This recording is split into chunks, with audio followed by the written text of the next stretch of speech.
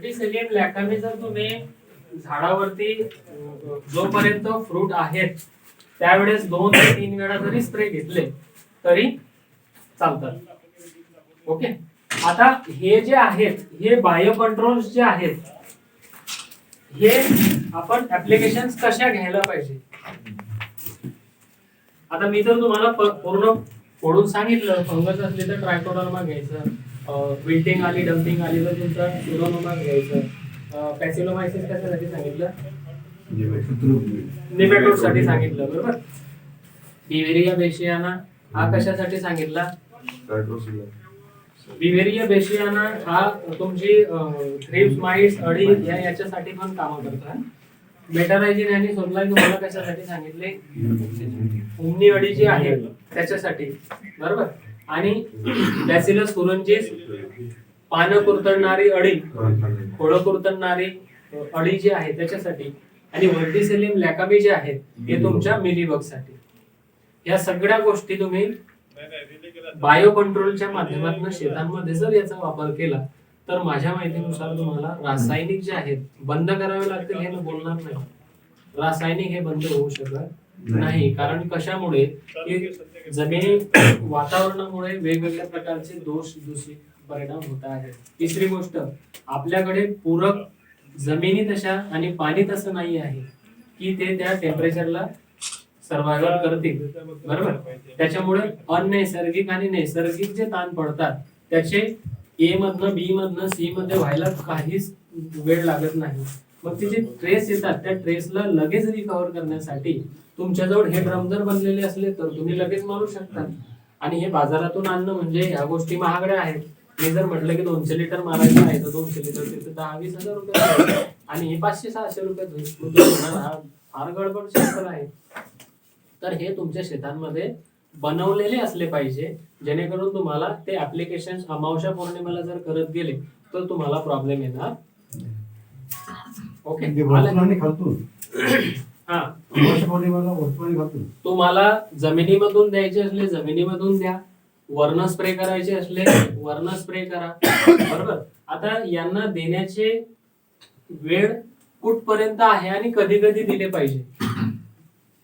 कारण जीवाणू आहे तर मग हे मरतात का, हे सेन्सिटिव्ह आहेत का बरोबर. कोणत्या वेळेला दिले गेले पाहिजे, दिवसा दिले गेले पाहिजे का रात्री दिले गेले पाहिजे, प्रश्न यायला पाहिजे यार. तुमच्याकडनं बिलकुल प्रश्न येत नाही. नवीन आहे मला वाटतं आहे ना आपल्यासाठी, हे सगळं नवीन आहे. चॅप्टरच नवीन आहे. आम्ही आता खात कोणते टाकायचं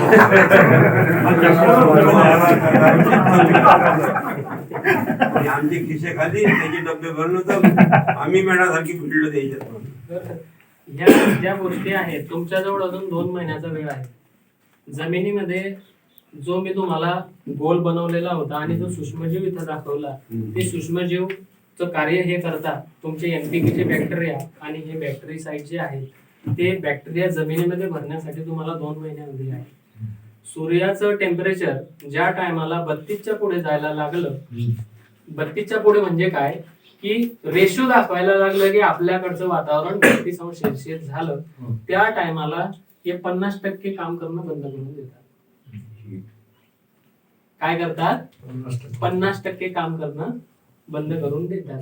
आणि ज्या दिवशी सूर्याचा 6 ते 8 तासाचा प्रकाश सूर्याचा जर कंटिन्यूच झाला तो होतो आपला फेब्रुवारी पासूनच, त्या दिवसापासून हे 70 ते 80% काम करणं बंद.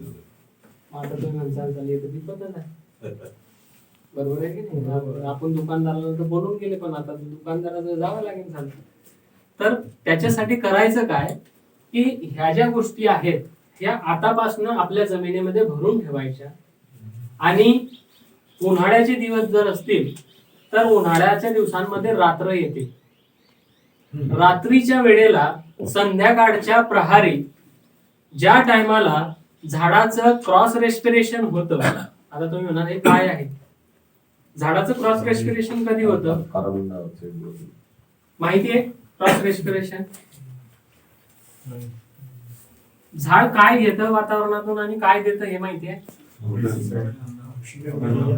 काय घेतं, ऑक्सिजन घेतं आणि कार्बन डायऑक्साईड सोडतं. एकदम बेस्ट. पण झाड दिवस रात्र हेच काम करतं का?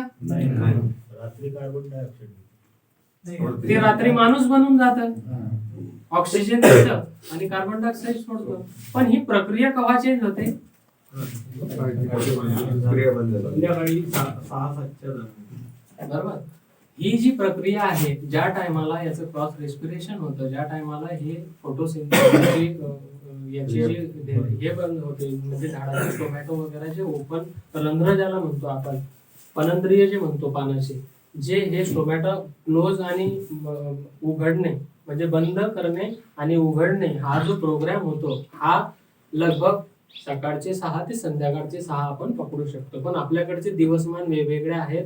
काही वेळेला आपला सूर्यप्रकाश हा 5:30 वाजेपासूनच दिसायला लागतो, म्हणजे सूर्यप्रकाश उगवला त्यावेळेस त्याचं ते वर्किंग चालू होऊन जातं आणि इकडे सूर्यप्रकाश मावळायला लागला की याचं हे काम चालू होऊन जातं. म्हणून गरमीच्या दिवसांमध्ये आपल्याला जीवाणूचे जर का रिझल्ट घ्यायचे असले किंवा कोणत्याही प्रकारच्या स्प्रेचे रिझल्ट घ्यायचे असले, इव्हन पाणी असू द्या, तर ते स्प्रे तुम्हाला संध्याकाळच्या 4 ते 5 वाजेनंतर सुरुवात करायला पाहिजे.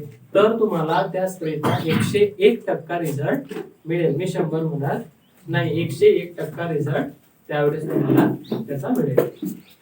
आलं लक्षात? आणि जमिनीमध्ये जीवाणूला जर तुम्ही यांना भरून ठेवला आतापासून, बघा ज्या ठिकाणी हजारो करोडो प्रकारचे बॅक्टेरिया जर आपण भरून ठेवलेले आहे, त्यातले 1500-2000 मेले तरी आपल्याला काही घेणं देणं नाही, ते त्या ठिकाणी ते बनवतात. मग त्या टायमाला करायचं काय? त्याला वारंवार रिचार्ज करण्यासाठी, बॅक्टेरियाला वारंवार जमिनीमध्ये रिचार्ज करण्यासाठी याचा मीडिया काय आहे? बरोबर. जसं मी एवढा वेळ बोलतो आहे, माझी एनर्जी लॉस होते आहे, तर मला ही एनर्जी कुठं ना कुठे वापरावी लागेल, तर मी पुढे जाऊ शकेल अजून. नाही तर मी काय करेल, थोड्या वेळाने चार्जिंग.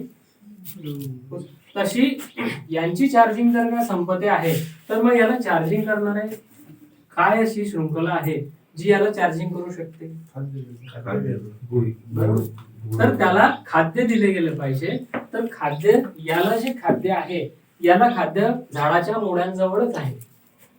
मुळ्या ज्या आहेत, जे लिचिंग एक्स्ट्रॅक्ट सोडतात, त्या लिचिंग एक्स्ट्रॅक्ट सोबत तुमचं ग्लुकोज, फ्रुक्टोज, सुक्रोज या सगळ्या गोष्टी त्या मुळ्यांजवळ असतात. ते त्याच्यावरती पण जगतात, पण पुरेसं अन्नद्रव्य जर तिथं नसलं तर ते डॉर्मन्सीत जातात. मग त्यावेळेला आपण काय करायचं की गुळाचं पाणी वगैरे जे आहे, गुळाला उकळून घ्यायचं, उकळल्यानंतर ड्रिप ऍप्लिकेशन मधून सोडायचं, म्हणजे त्या ठिकाणी ग्लुकोज, फ्रुक्टोज, सुक्रोजचं प्रमाण वाढतं, स्टार्चचं प्रमाण वाढतं, फायबरचं प्रमाण वाढतं आणि ते वाढल्यानंतर हे जे सुप्त अवस्थेत, लुप्त अवस्थेत जे असतात ते तिथं वर्किंग हवर्स मध्ये उभे राहतात. आता हे पण देत असताना काय करायचं, रात्रीच्या वेळेला जर पाणी देत आहेत त्यावेळेला जर दिले तर ते त्या टायमाला लगेच स्टॅमिना घेऊन उभे राहतात आणि दिवसाच्या उन्हाला म्हणजे लढण्यासाठी त्यांच्याजवळ त्याची ताकद येऊन जाते. तर जीवाणू भरण्याच्या ज्या प्रोसेसिंग आहेत त्या आता फार चांगल्या आहेत. तुम्ही जीवाणू कल्चर्स बनवून तुम्ही तुमच्या शेतांमध्ये ऍप्लिकेशन करू शकता.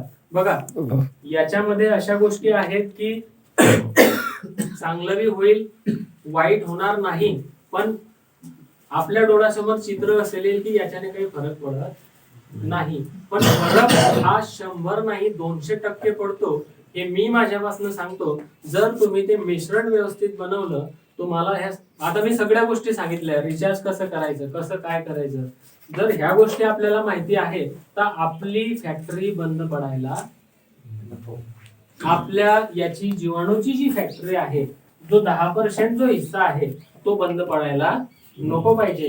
ह्युमस मी तुम्हाला सांगून दिला, तो ह्युमस बंद पडायला नको, कारण शेण आपण टाकत नाहीये, तो कमीत कमी ह्युमसचं पाणी सोडा. बरोबर, तो ह्युमस बंद नको पडला पाहिजे, म्हणजे जेणेकरून तो तुमचा कार्बन पर्सेंटेज तो हे करेल. तुम्हाला जर तिथं झाडा रूट रायझोस्फिअर द्यायचा असेल तर तुम्ही ताक, ढेच्या 10-12 प्रकारच्या ज्या काही हिरवळीच्या हे आहेत त्या ते लावा, ते गाडा. तुमचं पाणी आणि हवा दोघांना मेंटेन करा. जमीन खनिज तुमच्याजवळ आहे ते बदलू शकत नाही, पण जमिनीचं वारंवार प्रत्येक वर्षानंतर तुम्ही त्याचा पीएच, ह्या ईसी आणि कार्बन ह्या गोष्टी तपासा. एनपीके चेक करता आला फार अतिउत्तम राहील. याच्यामुळे मातीचं आरोग्य सुधरेल. मातीचं आरोग्य जर सुधारलं तर झाडाचं आरोग्य चांगलं राहील. झाडाचं आरोग्य चांगलं राहिलं तर त्याच्यावरती फळं चांगले येतील.